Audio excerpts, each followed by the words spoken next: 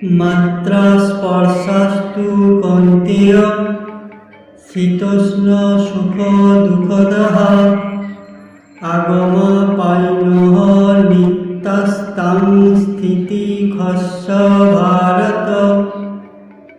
হে কৌন্তেয়, ইন্দ্রিয়ের সঙ্গে বিষয়ের সংযোগের ফলে অনিত্য সুখ ও দুঃখের অনুভব হয়। সেগুলি ঠিক যেন শীত ও গ্রীষ্ম ঋতু গমনাগমনের মতো। হে ভারত, সেই ইন্দ্রিয়জাত অনুভূতির দ্বারা প্রভাবিত না হয়ে সেগুলি সহ্য করার চেষ্টা করো।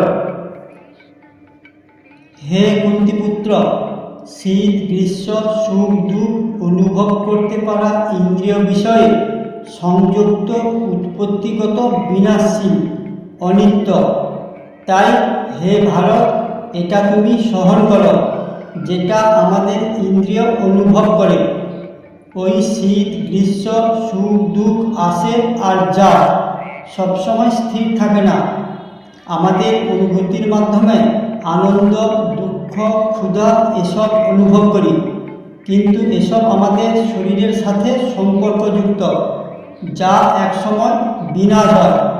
কিন্তু যার বিনাশ হয় না তার নাম আত্মা।